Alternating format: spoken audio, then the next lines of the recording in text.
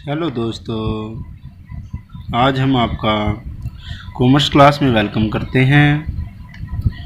आज का हमारा जो टॉपिक रहेगा पार्टनरशिप ऑफ फंडामेंटल यानी साझेदारी का निर्माण कैसे होता है।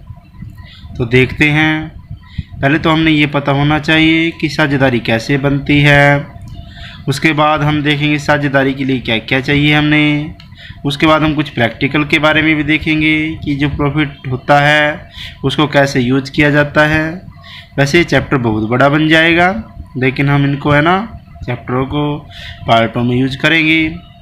तो सबसे पहले साझेदारी के बारे में, कम से कम दो साझेदार मिलकर एग्रीमेंट यानी समझौता करते हैं लाभ कमाने के लिए किसी व्यापार को। अब उन्होंने क्या कहा कि कोई दो साझेदार हैं, वो आपस में क्या कर रहे हैं, कॉन्ट्रैक्ट बना रहे हैं। भाई हमने ये काम करना है मिलके। अब वो काम करेंगे तो लाभ होगा, उस लाभ को आपस में बांटेंगे, तो उसे ही हम साझेदारी कहते हैं। अब एक साझेदारी के निर्माण के लिए सबसे पहले तो हमने उसका टारगेट का पता होना चाहिए कि इसका मिशन, टारगेट, गोल क्या है। उसको पूरा करने के लिए क्या चाहिए, सबसे पहले हमने चाहिए कैपिटल। उसके बाद जो पूंजी आ गई है, कैपिटल आ गई है, अब उसको हमने चलाना भी तो है। चलाने के लिए हमें क्या चाहिए, व्यक्ति। यानी व्यक्ति कौन है, साझेदार, जो एक परफेक्ट होंगे, कुशलता। इसके अलावा साझेदारों के बीच में ईमानदारी बड़ी चीज़ है। ईमानदारी के बिना बिजनेस नहीं चल सकता भाई। इसके अलावा फर्म का निर्माण करने के लिए अब ये सारी बातें हमने जो पढ़ी, फर्म का निर्माण करने के लिए अब जो एग्रीमेंट हुआ वो ये ज़रूरी नहीं है कि लिखा हो, वो तो ओरल में भी हो सकता है, मौखिक, यानी दोनों ही मान्य किए गए हैं। लेकिन आज के टाइम की जो कंडीशन देखते हैं, जो भी प्रॉब्लम आती है, आज के टाइम में एक दूसरे पे विश्वास नहीं किया जा सकता। तो हम कहेंगे कि इसको बचाने के लिए, भाई जो भी समस्याएं आ रही है इससे बचना है। इससे बचने के लिए आज के टाइम में एग्रीमेंट हमारा कैसा होना चाहिए, लिखित ही होना चाहिए। ये सारी की सारी बातें हमने कहाँ से ली गई है, एक पार्टनरशिप एक्ट है 1932, उसमें सब बातें लिखी गई है।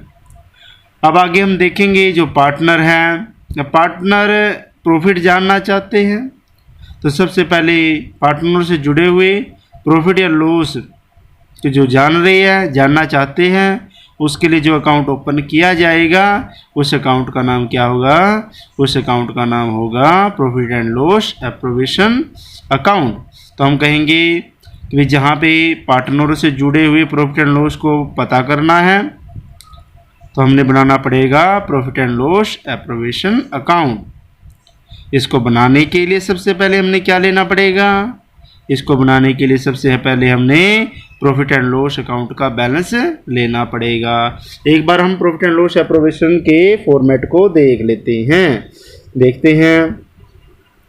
अब प्रॉफिट एंड लॉस एप्रोविएशन जो फॉर्मेट हमने बनाया, एक आगे वाली साइड को डेबिट किया गया है, पीछे वाली साइड को क्रेडिट किया गया है, उसके बाद पर्टिकुलर है, उसके बाद अमाउंट है, फिर बाद में पर्टिकुलर है, फिर अमाउंट है, ऐसे ही। उसके बाद हम देखेंगे कि सबसे पहले हम बात करते हैं बाय साइड की, यानी जो क्रेडिट साइड है। क्रेडिट साइड को बाय साइड लिखा जाता है, डेबिट साइड को टू साइड लिखा जाता है। अब बाय साइड के अंदर हम देखेंगे सबसे पहले क्या लिखा गया है, प्रॉफिट एंड लॉस अकाउंट। तो मैंने पहले ही बोला था कि इस अकाउंट को बनाने के लिए सबसे पहले क्या लेना पड़ेगा, प्रॉफिट एंड लॉस का बैलेंस लेना पड़ेगा। सेकंड इसके अंदर टॉपिक रहेगा बाय इंटरेस्ट ऑन ड्राइंग। उसके बाद टू साइड से देखेंगे तो to profit and loss account, ये लॉस का है, पहले वाला बाय में प्रॉफिट का था। अब टू साइड से इंटरेस्ट ऑन कैपिटल होगा, उसके बाद पार्टनर का कमीशन होगा। ये चीज़ें हम डाल के इस सारे का टोटल लगा देंगे। जैसे मैंने नीचे लिखा हुआ है, भाई मोर देन अमाउंट साइड, जो भी अमाउंट ज़्यादा होगी, जिस साइड की अमाउंट ज़्यादा होगी उसका हम टोटल लगाएंगे। यूज ओनली, सिर्फ उसी को यूज करेंगे। एंड लेस देन वैल्यू, जिसकी कम होगी उसमें से मोर देन में से वो लेस करके हमने क्या बना देना है, बैलेंस फिगर बना देनी है, यानी डिफरेंस बैलेंस बना देना है। अब डिफरेंस बैलेंस कैसे होगा, अगर मैं ये कहूँ कि टू साइड का बैलेंस ज़्यादा है, टू साइड मोर देन है, तो हमने टू साइड यूज करनी पड़ेगी। और बाय साइड में क्या लिखेंगे, by loss transfer in capital account balance figure. और मैंने कहा कि बचा हुआ बैलेंस आ जाएगा। ऐसे ही अगर बाय साइड ज़्यादा होगी तो टू साइड चला जाएगा। जैसे मैंने टिक करके दिखा रखी है, ये बैलेंस के मैंने कुछ अमाउंट, यहाँ पे कुछ अमाउंट तो दी गई नहीं है, इसलिए मैंने अपने पास से वैसे ही शो किया गया है। क्लियर। उसके बाद जो भी ये प्रॉफिट हुआ इसको बाद में पार्टनर के कैपिटल अकाउंट में ट्रांसफ़र कर दिया जाएगा या फिर करंट अकाउंट में ट्रांसफ़र कर दिया जाएगा। वो हमने देखना पड़ेगा ना, कैपिटल में ट्रांसफ़र होगा या फिर करंट में होगा, वो उस पर भी हम बातें करेंगे। जैसे मैं लिखा बाय लॉस ट्रांसफ़र या फिर to profit transfer in capital account या करंट अकाउंट, ये सारे का सारा ओल्ड रेशो में ही बटेगा। अब इसको हम एक बार एक्सप्लेन कर लेते हैं। तो सबसे पहले हमारे पास यहाँ पे दिया गया है, अगर हम देखेंगे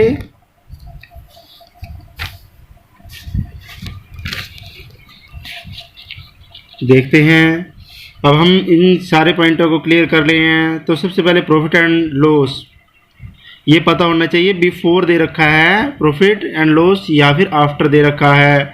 अगर बिफोर दे रखा है तो जो भी आइटम दे रखी है वो सारी लिखी जाएगी।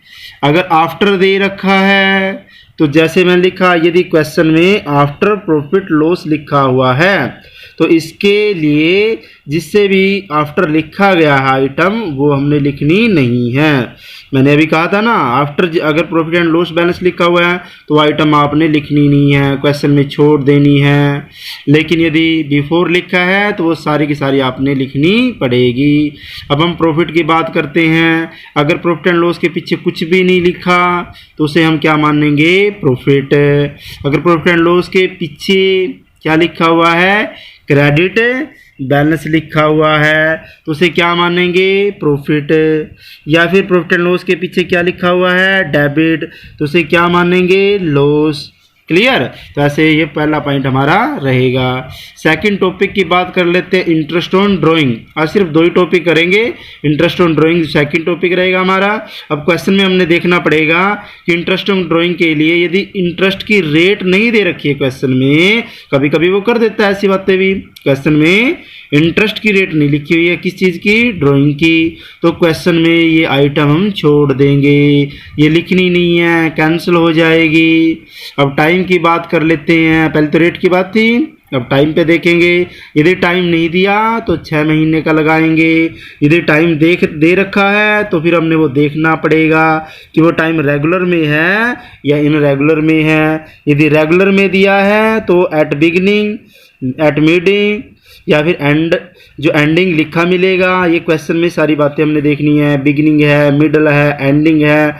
अगर अब जैसे हमने ये पता है कि एक वर्ष में कितने महीने होते हैं, 12, क्वार्टर कितने होते हैं, 4, तो इस तरह से बिगिनिंग का टाइमिंग अपने पास से ये याद रखो, महीने 12 हैं, बिगिनिंग का निकालना है तो 1 प्लस कर देंगे, अगर मिडल का निकालना है तो 0 प्लस कर देंगे, एंडिंग का निकालना है तो 1 माइनस कर देंगे और बाई में 2 रख देंगे, अपने आप ही सेट हो जाएगा। ऐसे ही क्वार्टर में है, ऐसे ही ये इसमें है। इसके अलावा अगर फॉर्मूला यूज करना है तो first drying of month plus last drying of month by में 2 यूज हो जाएगा। किस चीज़ के लिए, रेगुलर के लिए। अब सेकंड टॉपिक की बात कर लेते हैं इंटरेस्ट ऑन ड्राइंग में। इंटरेस्ट ऑन ड्राइंग के अंदर सेकंड टॉपिक हमारा है नोट इज रेगुलर ड्रा। यदि रेगुलर में ड्रा नहीं हो रहा तो उसके लिए 2 मेथड यूज करेंगे, सिंपल मेथड और प्रोडक्ट मेथड। सिंपल मेथड के लिए क्या रखेंगे, ड्राइंग अमाउंट, जो भी ड्रा हुई amount into rate by 100 into time by 12। Time जो आएगा यहाँ पे मंथ में आएगा और बाय में 12 इसलिए डाला है मैंने ये। प्रोडक्ट मेथड के लिए क्या होगा, टोटल ड्रॉ अमाउंट, जो भी ड्रॉ अमाउंट होगी टोटल वो, और इंटू में रेट बाय 100, बाय में टाइम की बात करें तो 1/12, यानी यहाँ पे एक ही मंथ का यूज होगा। तो ये था हमारा second point, interest on drawing.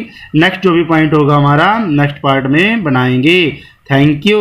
यदि आपको ये सारी की सारी बातें समझ में आई तो इस चैनल को सब्सक्राइब करें और इस वीडियो को लाइक करें, कमेंट करें। Thank you.